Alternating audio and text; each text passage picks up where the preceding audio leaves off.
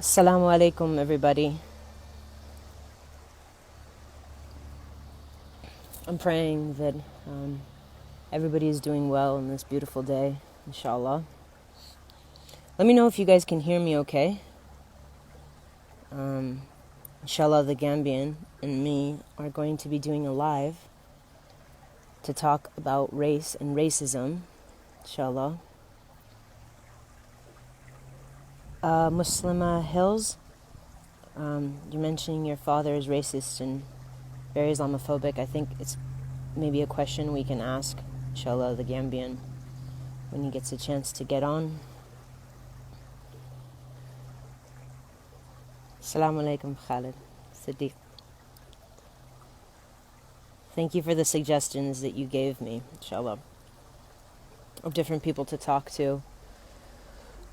It's been a very, I live in America. Let's see, the Gambian. How do we hear? Inshallah.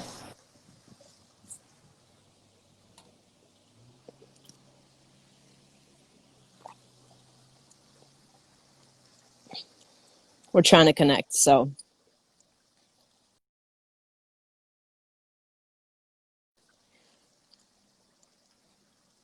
I honestly cannot wait for this. I've been deeply praying. I live in California, so I've been seeing a lot of the riots in Los Angeles, and just really looking forward to having a friend that I've looked up to from afar and having him hopefully have an opportunity to educate us and teach us about not just how to be better Muslims, but to be better human beings. And I think this is it's definitely a dream that I have for all of us, inshallah. Seems like we had a problem getting on. Here you go. Okay.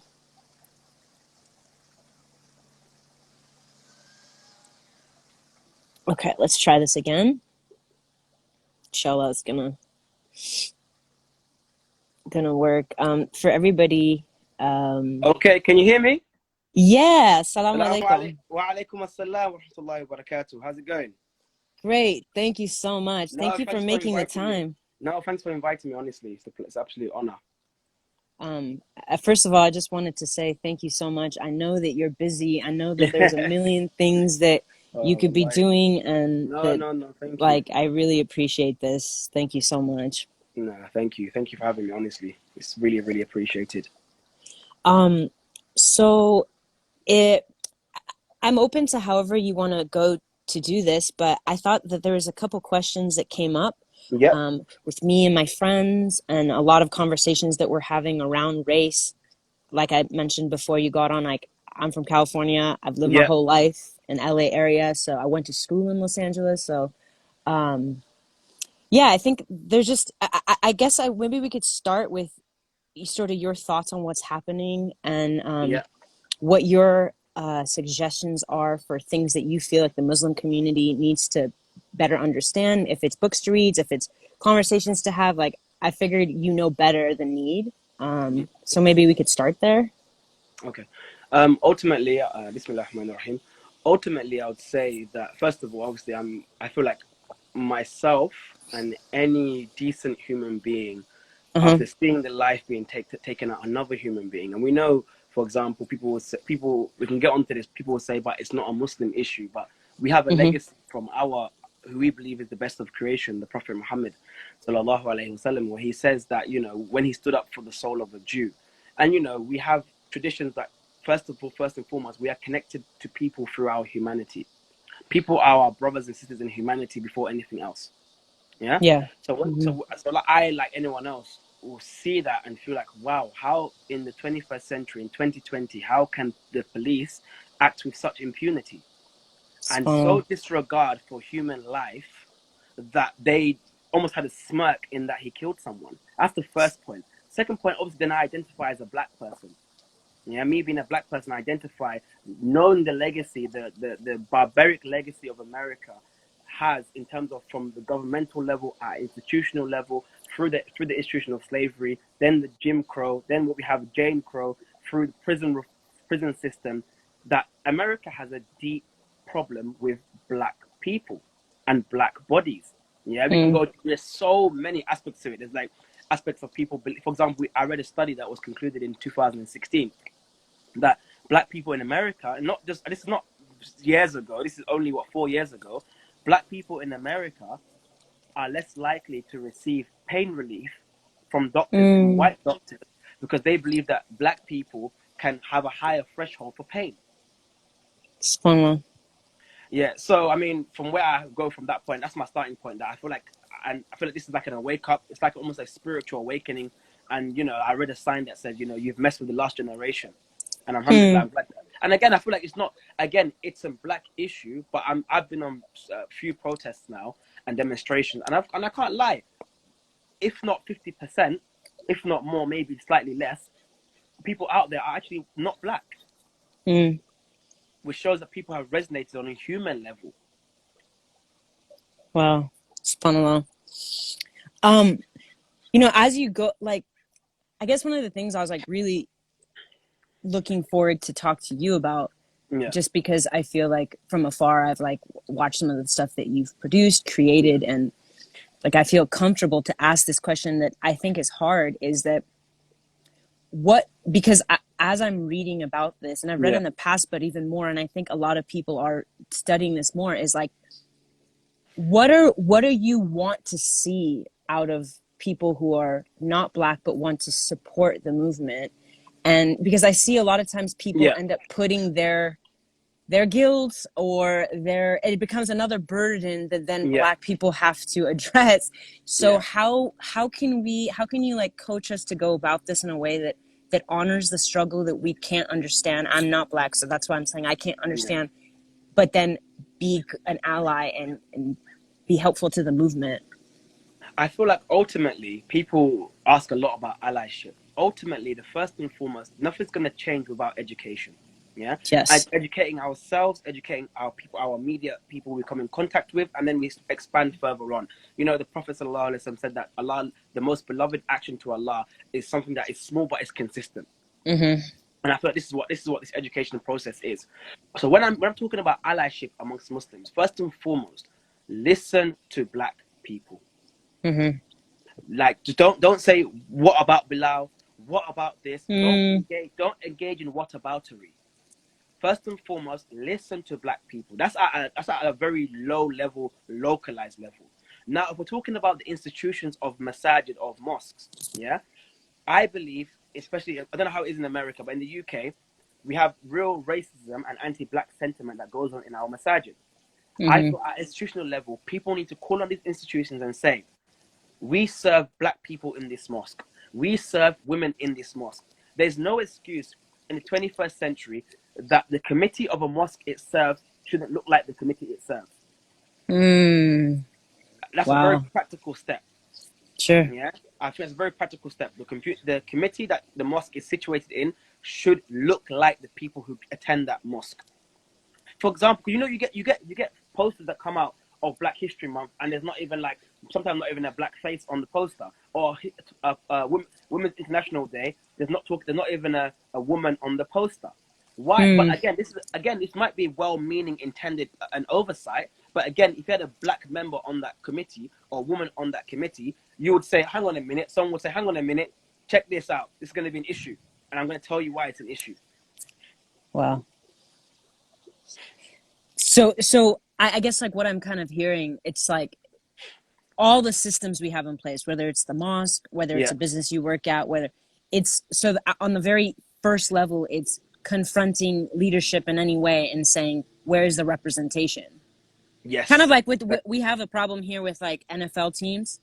There's no black representation Yeah. in the ownership of teams, right? It's like the players. Yeah. So okay, so on the first level, that's something practical that we can do is Yeah. confront our leaders. Okay, good. Yeah, And that I second, definitely. Mm-hmm. challenge your prejudice. Listen, the Mm. thing is, yeah, it's like Doctor. I don't know if I'm sure you are aware of Doctor Cornell West. Yeah, Mm-hmm. Yes. he gave a story. He goes that, Doctor, he met a white person. The white person says that, oh my God, I'm not racist. I'm not a white supremacist. I don't have any prejudice in me.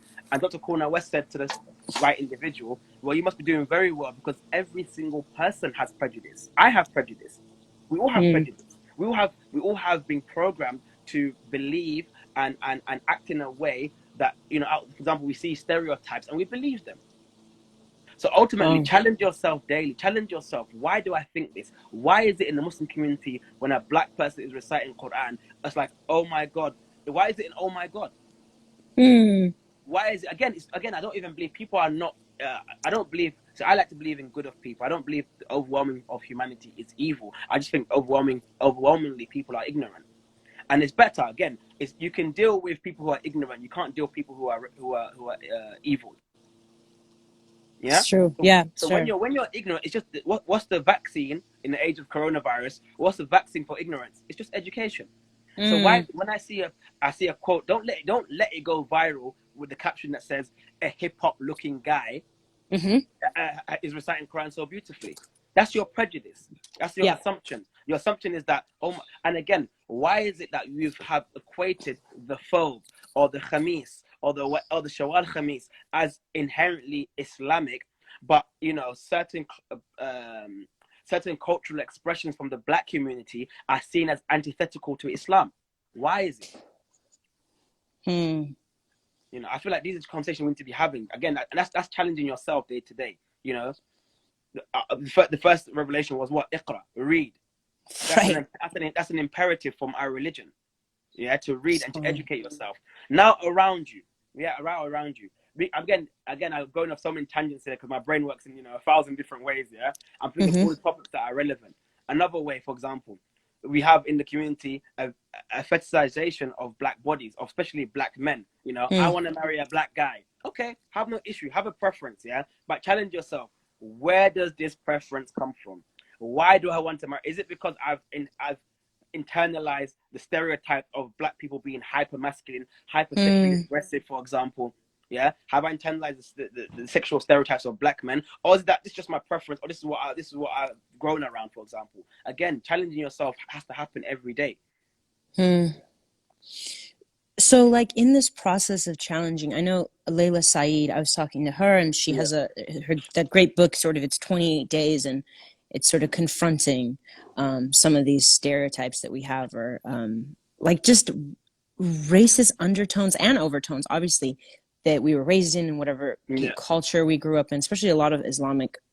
I hate yeah, to say Islamic, but like Middle Eastern cultures have.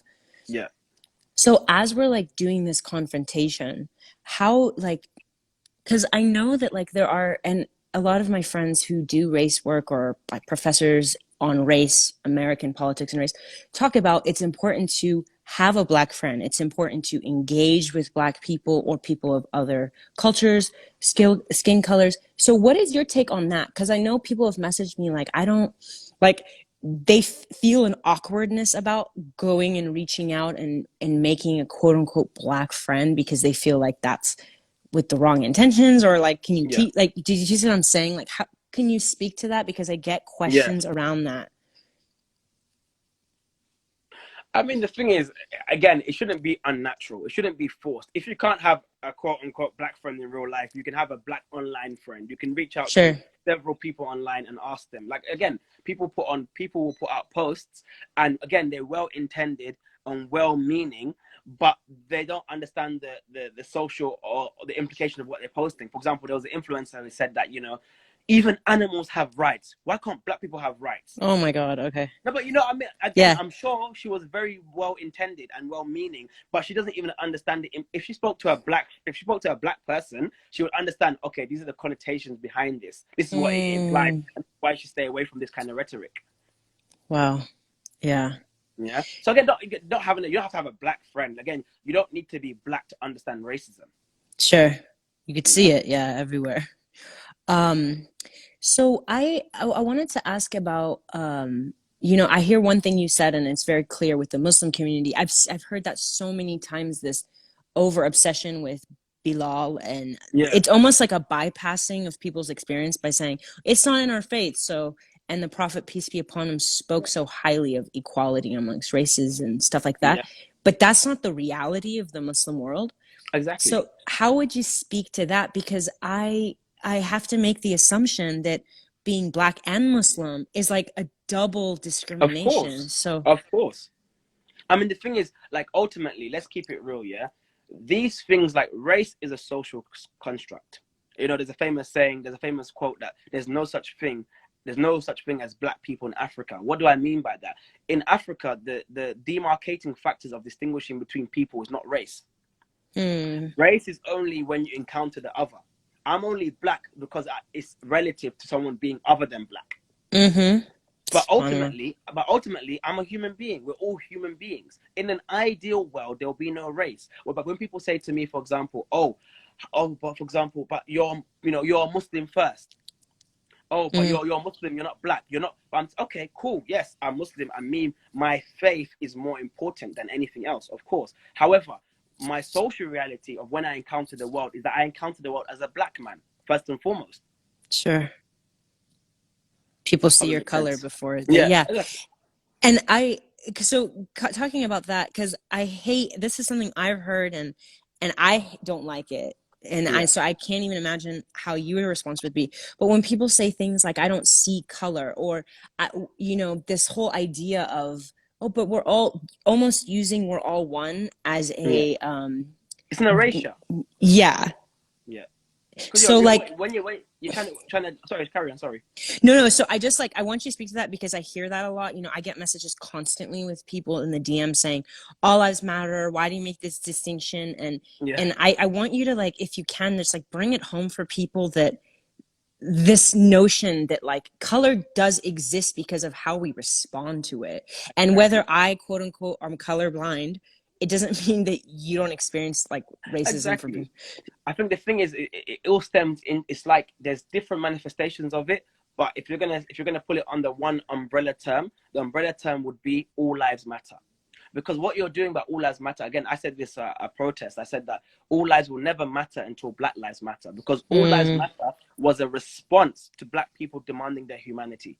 This is the wow. problem. Like, for example, like no one before police brutality became the hot topic, no one was screaming all lives matter. You screamed it exact as a response to Black people declaring their humanity and saying that our lives must be recognized.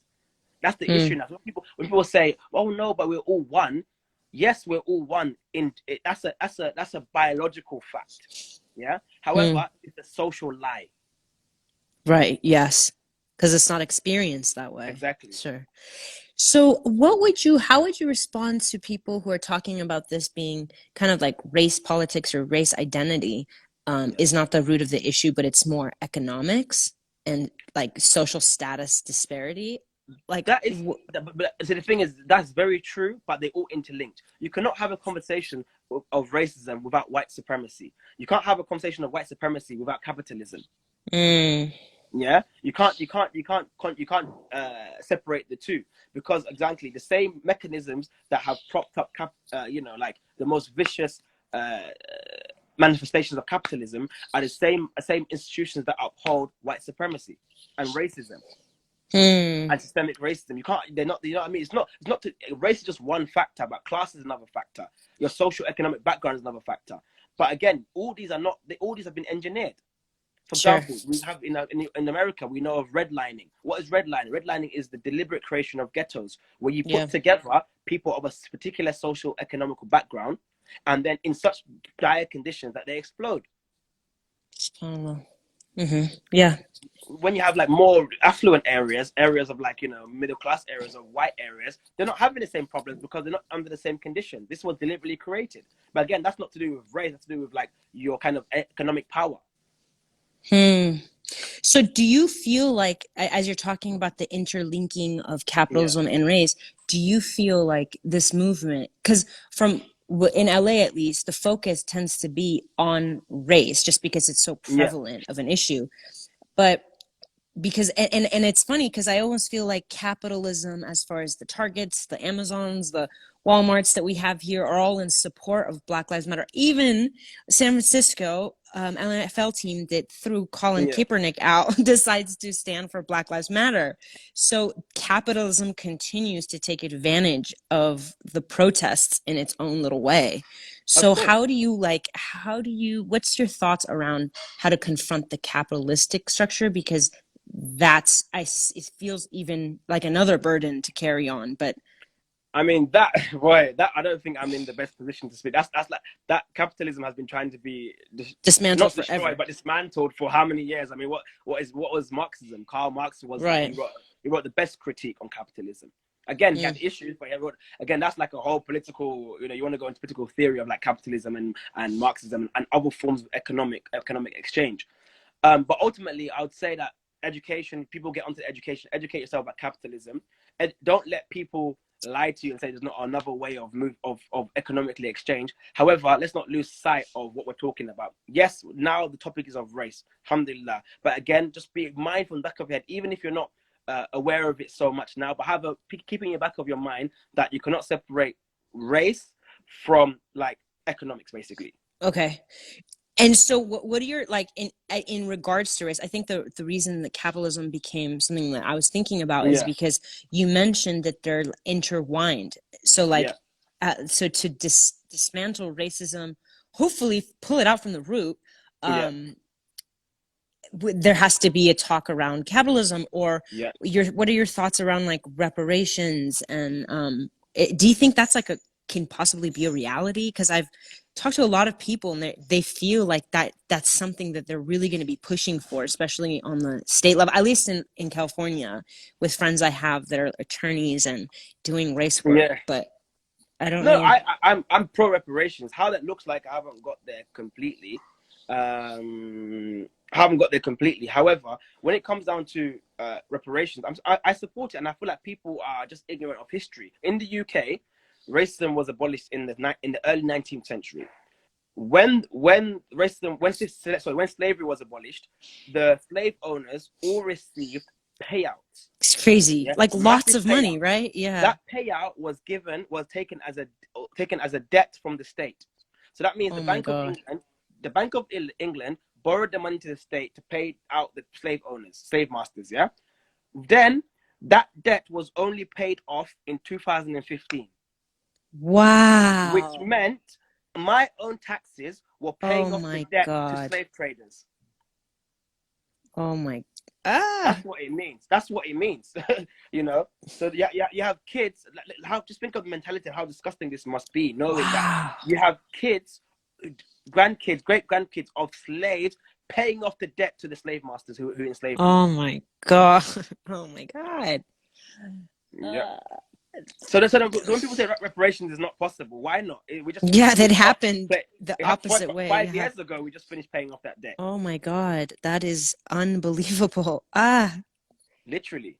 So again, I don't believe in like, don't get me wrong, I'm not a sensationalist like, oh my god, give every black person a million. No, I don't believe that, but I'm saying now let's talk about how first of all, I think there should be an apology. Britain hasn't given an official apology yet. That's another topic.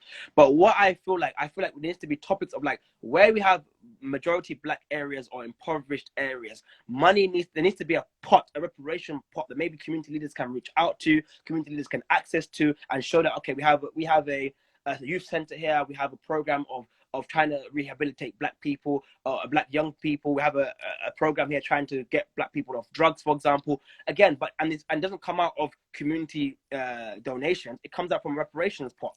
I think that's very feasible and very realistic. Hmm. So you're because I mean, as you're talking about just like black communities, or like in LA we had a period of time, I forget what year it was, but they basically took crack and they put it into particular areas, and then 40 years later we still see the side effects Yeah, in downtown LA from this crack epidemic that was fueled by like the political CIA. office. Of Yeah, course which it is was. like I mean, so yeah, unbelievable. I mean, it's believable, but it's just like the word shouldn't be unbelievable because I've been watching it happen for so many years, but it's just like it's like your heart can't manage to accept that as a I mean, reality. even the narrative that's created around the crack and cocaine, to be honest, is the same Oh, thing. Yeah, the yeah. sentencing for crack is much higher. Who knows why? We know because we know black people have access to crack because it's a cheaper drug. Cheaper, yeah. Cocaine is more expensive. Look at the in the 90s. What happened? Or Ronald Reagan's war on drugs. Yeah, people who take the first of all they flood the ghettos with drugs. Then they said we're going to criminalize the hell out of them. Then come Bill Clinton with the free strike rule, and people were mass incarceration. That's where mass incarceration started, which was the new Jim Crow for using drugs.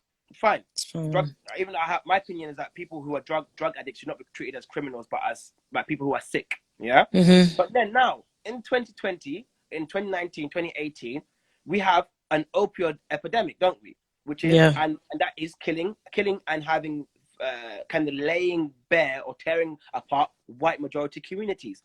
Mm-hmm. What's the narrative? What is being spoken about these communities? They're saying it is it's a health issue. Oh my God. It's a health issue. That's what the news says. These people are sick. Why is it when white people do something, they're sick? When black people do it, they're criminals. We know in America, white and black people use marijuana about the same amount across the country. However, people who are going to jail for it are not white people.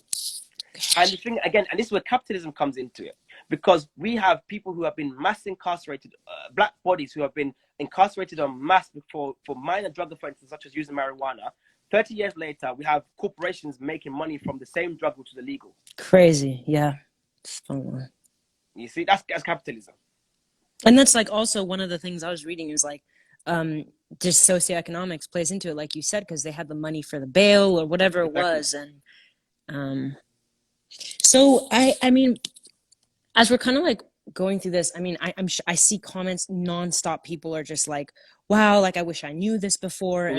And I wonder, you know, as the world almost is in quote unquote disbelief.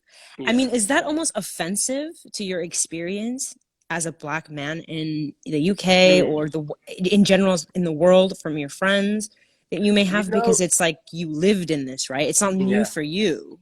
Yeah. Right? I mean, I was asked this last night, and I think it's very important. As much as I have tensions, I have anger within me, and it's very passionate and emotional. I have to make it very clear. My beef is not with white people. Mm-hmm. My beef is with the systemic racism that is upheld by white individuals. It's not with white people. And why I make this distinction, because what I'm saying is, like, some white people are very well-meaning, but they don't even know what's going on there. In the UK, I'll give you an example. Majority of schools are not taught about the British Empire. When we're taught, and what we're taught about American slavery. Why? So white people, exactly, because obviously, again, you don't want to teach people the reality, because, you know, once education is freedom. So, for example, in the UK, I can't be angry at Michael down the street who doesn't know about the impacts that slavery has had in the UK. He wasn't taught it. I can't be angry at that person. As much as that, again, however, though, I would say you're in a time now where ignorance is no longer an excuse and everything's accessible to you. But however, if you've grown up my generation, for example, I'm 26 years old, and someone is a white person in this country and was ignorant to the fact, I won't blame you. Ignorance from your past, fine. Ignorant moving forward is not acceptable. Wow. Snaps. Wow. That's amazing. You seem to actually, mashallah, you seem to have like integrated and you know your intention and purpose really well. Like, as far as like, you just seem like laser focus on what your purpose is and how you're going to go about doing this. For people who are tired, for Black Americans, Black British, anywhere in the world, who are just tired of dealing with this, explaining it, etc. Like, how do we, I guess, like, my question, it's a hard one to ask, because I've met educators like yourself, but I've also just met, you know, live their life, and they don't want to be activists every single moment of their life. Like, so how do we like go about interacting and not, because I'm asking this because I get a lot of messages, people like, I don't know how to say, I feel like everything I say is going to come off racist because I just don't even know my own racism. And so how do you, I don't know, like what my question is really, but I don't know, like, do you, like, are you seeing this overwhelming burden be placed? Like, you seem to have it together, but amongst your friends or maybe family, like, do you see that people are getting tired of having to explain explain? I mean, it is exhausting, honestly. I mean, the thing is, I feel like it's not the job of black people to educate people on racism. Exactly. Yeah. The irony of all of that, racism was not created by black people. That's the irony being. It wasn't created by black people for us to educate them. However, don't get me wrong. I mean, I may appear that I have it together, but there's moments where I have, very emotional moments in my life where I feel like, is it even worth it? Sure. What's the point? Nothing's going to change. But I feel like if people have that mentality, then, the thing is, I've always been somewhat of like, not a rebel, but a passionate person. So I don't feel that's an option for myself. I'm not going to back out. Even if I have to spend my life doing it, nothing changes. At least I know I would be on my deathbed knowing that I stood up for something that Sure. I believed in. Sure. So I get the activism. What some of my dear friend Hamda said, that activism burnout is real. So again, black people, if you feel like it's too much for you right now, disconnect from the social media. Don't watch the videos. Take some time and live in the real world. Go for a walk and take some fresh air. Eat good food. When coronavirus is finished, travel. Like not everybody has to be on the front line. Not everybody has to be constantly burning themselves out. Do what you can in your capacity. It's better for you to have a sound mental health than be physically drained.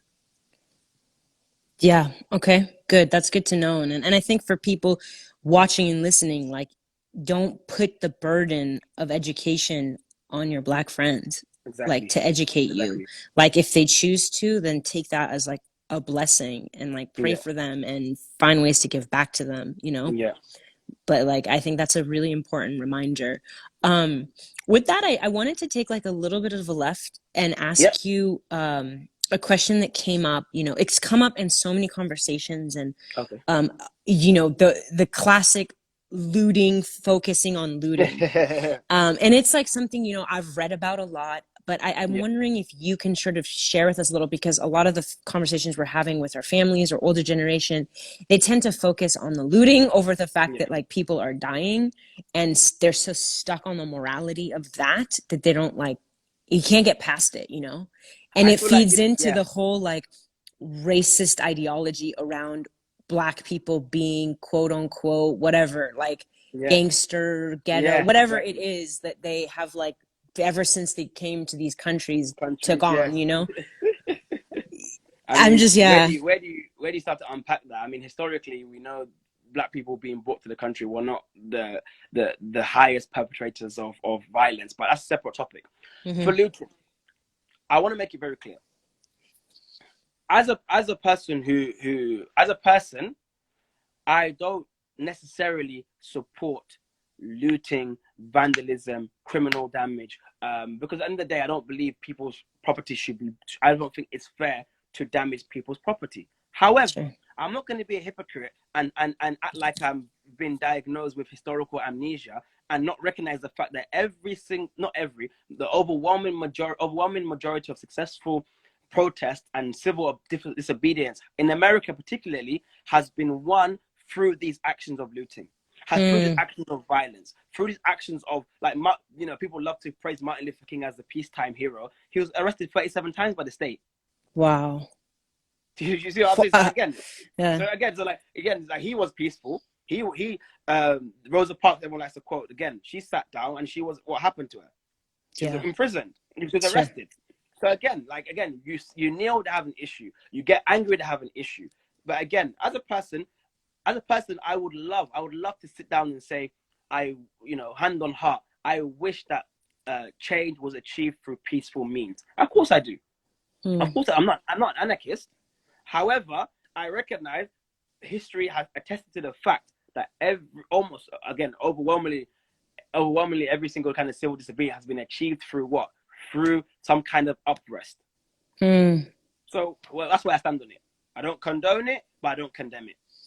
It's kind of like, from what I'm hearing you say, is that it's almost like a loudspeaker on the movement, because it brings people's attention into it. Exactly. I mean, we had a slave statue go down the other day in the UK. It was a man called Edward Colston. He was responsible for anywhere between 84,000 to 100,000 slaves being transported from Africa. Yeah, he has a statue commemorating him because he gave money to Bristol, where it's a city in the UK. He had his statue pulled down, and it was thrown into the sea, which I think is the most beautiful display of poetic justice. Wow. Because again, he was the manager of a company, that when people arrived into the ports, black bodies were branded with hot iron with his logo onto it. Him coming down again, I agree it should have come down in peaceful means, but it came down and it's beautiful to see. Just that one act has caused the mayor of London to say every single slave statue is going to be pulled down in London. Oh, wow. So it worked. Oh my God. Yeah, I gotta look at, I heard about that online, but I didn't. I'm gonna have to look at like images. Yeah, subhanAllah. Wow. Yeah. God. Okay, so that's a good like reminder just for everybody, because I know a lot of you were asking online about the looting, morality, etc. So just keep, I think again, like you're reminding us to go study and look at how protests have moved forward and what made them significant. And it doesn't mean that if you're out on the streets, like you go and loot with everybody, you know, or whatever. But like at the same time, like recognize that this is like at least in America, it's like 400 years in the make, like so many hundreds of years, right? Like, of grievances that are like being manifested in this way. And like you made a good point. Like no matter what kind of protest is made, no one likes it. Like there's always an opinion against it. Like, yeah, of course. I mean, again, Martin Luther King, the people who the liberal elite love, said that, you know, a riot is language of the unheard. Wow. You know? That's beautiful. I mean, I always say, like, you know, I have like, you know, of friends that, you know, talk about Christian friends that, you know, talk about Jesus, and they're like, you know, I go to the churches and there's like this white Jesus, and I'm always like, yeah, like, I believe in Jesus. I just believe he looks more like Kaepernick and less like Brady, you know? Like, it's like, no, for real. And I think like that's systematic even in our religions, and the way that they're depicted is like the majority of the prophets were dark skinned, but we don't share that. Of course. I mean, the thing is, again, that's why, again, I know you're aware of, but, you know, Mustafa Briggs, my best friend, is doing incredible work on this, and I feel like everyone should follow him. But on the prophets, for example, I said the other day, you know, with you know, white supremacy identified everything. They've even identified like the prophets. SubhanAllah. Wow, that's deep. Oh my God. That's crazy. That's so crazy. Literally. I mean, like, how? Oh God. Okay.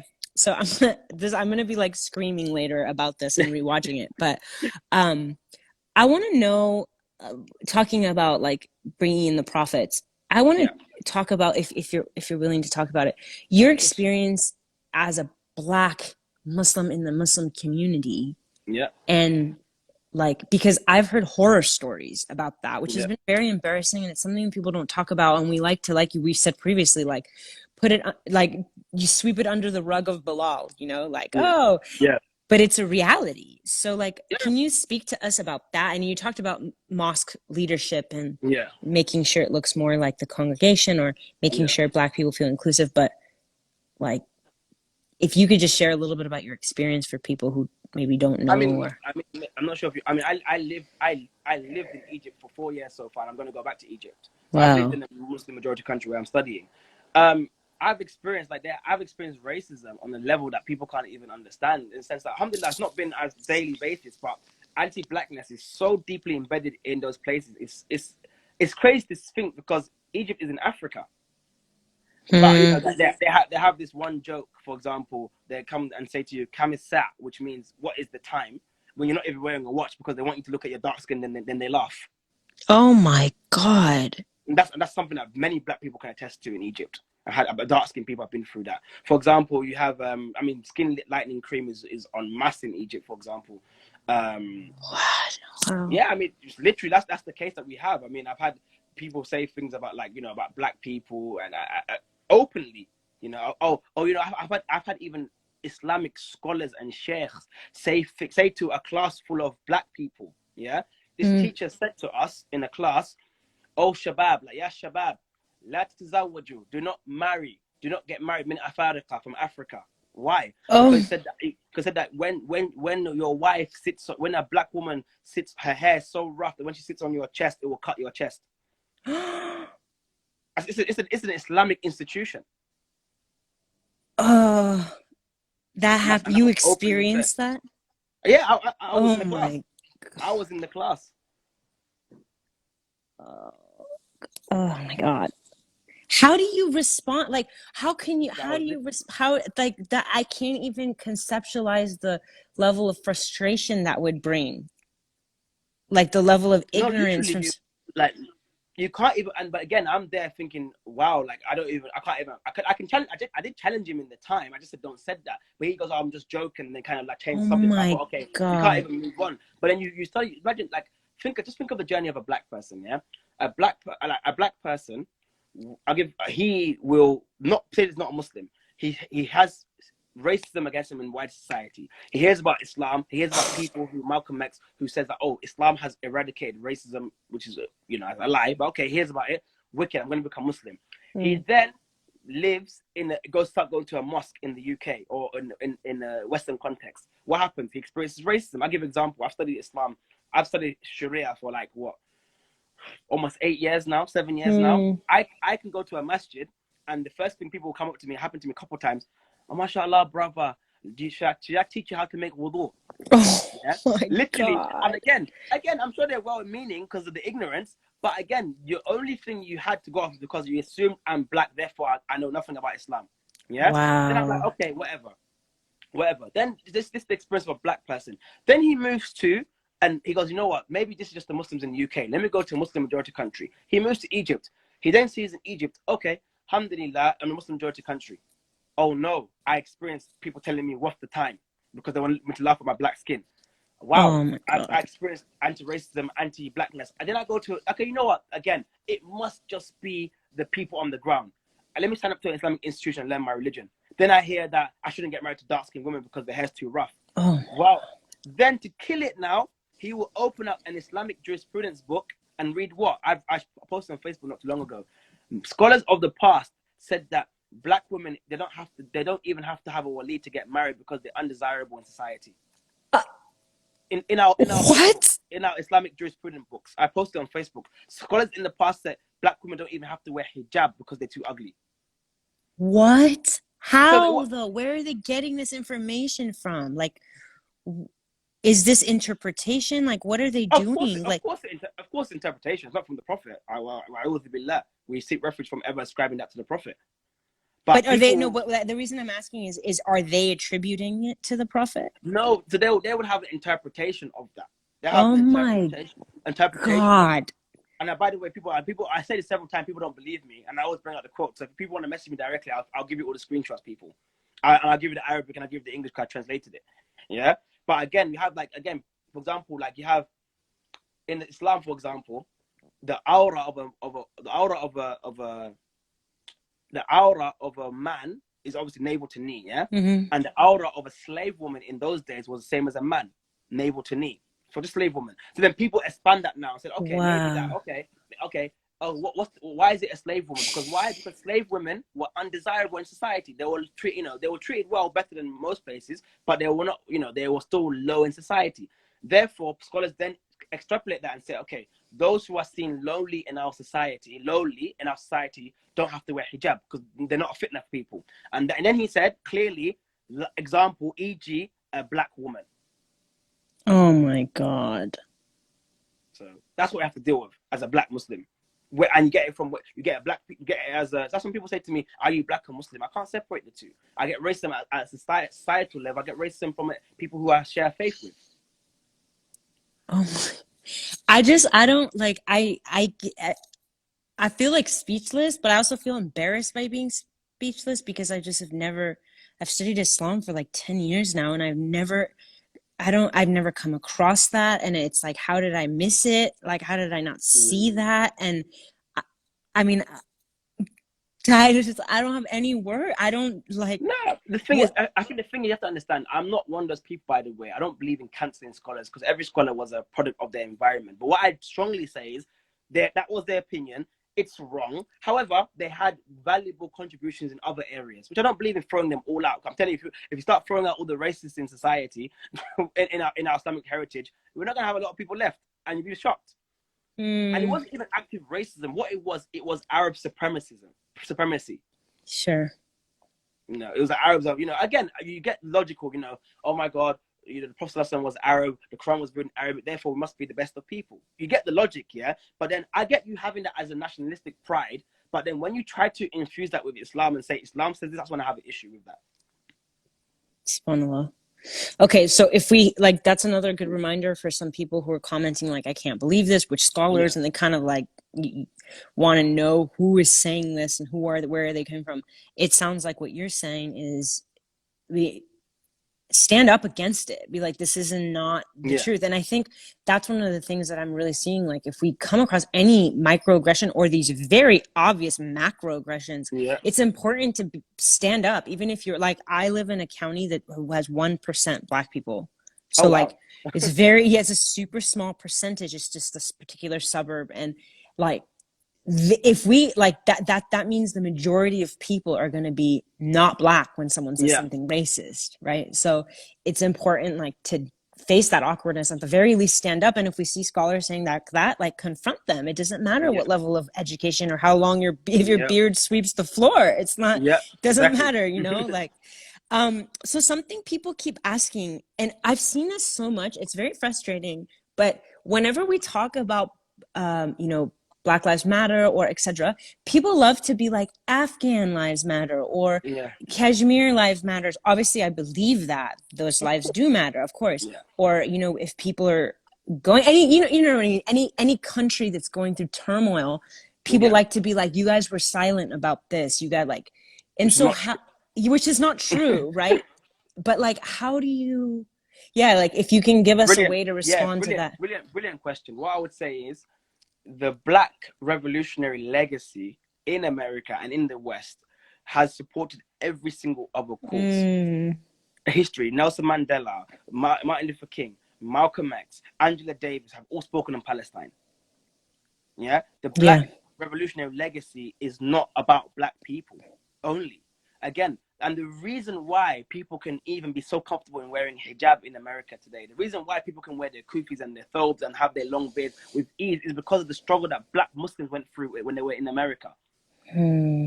So again, it's very hypocritical. You can't say, oh, you only care Black lives. No, we didn't. Everything Black Muslims have done in terms of social movements, majority of it has allowed Muslims to feel comfortable today. And look at the slap in the face. The Black legacy of America has allowed people of all non-white people to feel comfortable in America, and then slap in the face that you only care about your own people. SubhanAllah. That's a massive slap in the face. So I want to echo that again for everybody saying that in the comments or DMs or messages. Like, please remember that Black leaders of the past and present have always, I have so many like friends who stood for everything. They stood for Muslims, they stood for every women's rights, everything. And then when it came to like this huge lifelong, generation-long, lineage-long discrimination, people decided to again talk about their own country's issues instead of just. And I feel like people don't realize, like, people saying Afghan lives matter in the comments, or this person lives matter. Of course, every human being lives matter. But first of all, two things: all lives will never matter until Black lives matter. Yes. The second thing, if you were smart enough, you would understand that the Black revolutionary legacy includes everyone else. When we say Black lives matter, we mean everyone's lives matter. We mean everyone who's not white lives also matter. Wow. Yeah, I know. And that's like one of the, like, it's probably like a classic thing that everybody says, but it's kind of like, if you're in a neighborhood and one, like the classic, if one house is on fire, like you're not going to go water every house. It's a waste of resources. You realize that if that fire continues to spread from that house, it's going to affect everyone anyways. Like, and I think that's what it comes down to when, you know, Malcolm or Martin or all these people like the Prophet Muhammad, it's funny, all of them are M's. I always think that's amazing in its own way, but they stood up for this equality because every single life affected it. It's almost like a stone thrown in a lake. The ripples reach across the surface. You know? And you have to understand that the people who are the most victim of the oppression will recognize it everywhere else easier. So when you're a victim of oppression, you recognize it elsewhere. Why is it that people can fail to see the Palestine issue who are not like Black, or who are not, for example, white people might say, oh, I don't really understand what's happening in Israel. I don't understand Palestine. I don't understand Syria. Black people recognize it because they recognize oppression. They like intimately know that experience. Yeah, we know. We see it out there. SubhanAllah. God. Alhamdulillah. Okay, I have a one more question for you. Yeah. So this one actually came from a follower who wanted to know, um, again, as a Black Muslim, because Yeah. she was interested in a Black Muslim, and her Yeah. parents did the whole classic racist, Yeah. like block of that. And so Yeah. she was wondering, she's like, I'm really curious as to how your experience has been just in general, as far as like when you're thinking about marriage. I don't know if you are married or not, but No, I'm maybe, not married. No, I'm okay. not married. So like, if when you're thinking about marriage, or your friends or whoever and it's like, do you experience when you experience that Of racism, or course. do you tend to think like, well, I want to find a Black woman because she's going to understand my experience more than, and like there's I think it's not about I'm not like you have to marry a Black woman, for example. And I don't believe marrying someone non-Black makes you any less pro-Black. I don't Mhm. believe that. Yeah. However, I'm very aware. Sorry. Can you hear me? Yes, I can hear you. Can you hear me? Yes. Yes. I'm very aware of the reality on the ground that, for example, you have two camps of people who fetishize Black people. I have people, like, the first instance they say to me is, oh, we've had interracial couples in my family before. I'm like, okay, this sounds like a scene of Get Out. Yeah. Or you have the other extreme who like, oh no, my family's racist, but I'll run away for you. I'm like, I'm not. This is not really Cinderella either. But what Hmm. my thing is very clear. And I know it might sound a bit harsh, but when I've been approached or start talking to people who are non-Black, who are Muslim, the first question I have to ask them is, what will your family say with you marrying a Black person? Wow. That's the first thing I have to say that, because again, you have to understand that so many Black people have internalized self-hate that they will allow their in-laws to be they'll allow their in-laws to be disrespectful and disrespectful to them because they so badly want to marry an Arab or Southeast Asian person. Well, I'm sorry, I'm too Black and proud for that. So my first Hmm. question is, what is your family gonna say with you marrying a Black person?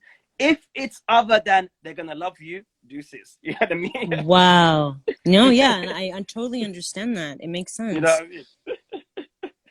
If it's like, oh no, we can work. Nope, we can work things out. Nope. Oh no, they might need time getting used to you. Nope. Because again, I will never ever put myself in a position to be disrespected, and I'll never put my future kids in that position of disrespect, or that they will have to internalize any self hate. I'm trying to Wow. break the cycle here. Yeah, for sure. Oof.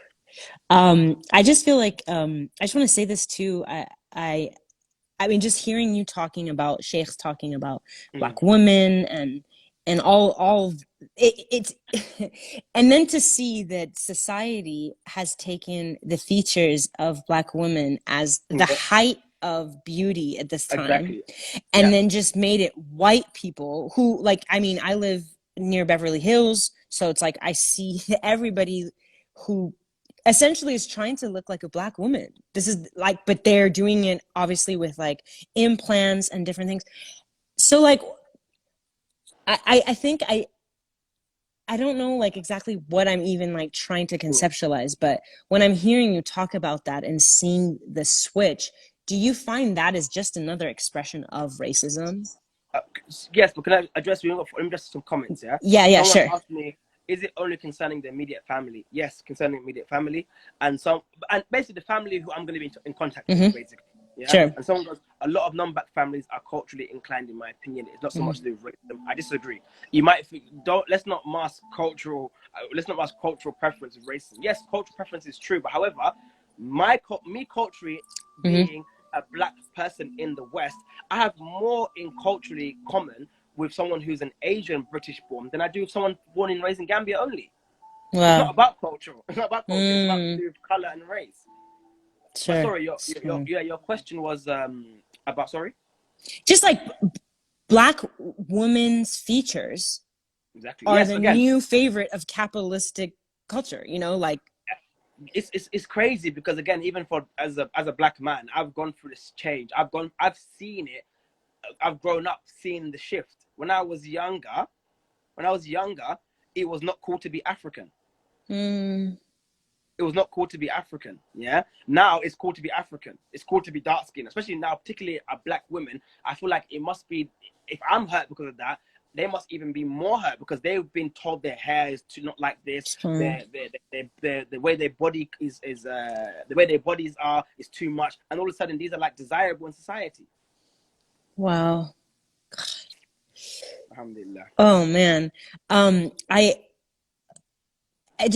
know that we don't have, I think Instagram live throws you Yeah, give off like when it an hits hour, like so we've got 5 an minutes hour. left. So we have a few minutes, and I just wanted Yeah. to take an opportunity to give you a chance to maybe share a few things that you feel like people can make steps doing right now. I mean, we've read as far as like donating if there's an organization that you really love and you think is good, as far as a book to read or just an action to take, because I think a lot of people are just reading or maybe just using social media as the only source of information. So I just wanted to give you an opportunity. I mean, there's so much. I would say, please, if you're a reader, then get the books by Dr. Cornel West, Race Matters and the Black Prophetic Fire. There's another book called Natives by Okala. There's another book called Being Black and British or Being Black in Britain. That's by David. I forgot his last name. You can message me. As for funding, there's many organizations out there. I can't testify or vouch for any organization just yet. I'm looking into ones that I'm going to support. Other than that, you can check out Cornel West stuff on YouTube. Check out Malcolm X's stuff. His autobiography is a must read. If you're not a reader, you can watch the film by Spike Lee. Other than that, man, please keep yourself educated. There's Mustafa Briggs doing great work out there. You can get in contact with me if I try and answer any questions. Again, ignorance for your past, we can forgive. Ignorance for your future, we'll no longer forgive. Wow, that is profound. I just wanted to say thank you so much for taking this time Thank and you for sharing. having me. Please, I know thank you it's so much. very late in the UK, and I'm just so grateful for you to you were so generous and compassionate and kind. You just made this thank you space so much, easy to man. ask you questions. And if there's ever like a time that you could do this again, let us know. If there's ever something that you want to share with this page, like please let me know. Like just feel like it's your own page. Like please share with us. Like so many people want to learn. So yeah, take us as your students. Thank you so much. May Allah bless and reward you all and all the viewers, inshallah. Thank you so much. I pray that you have a good night. And you too. Assalamu alaikum.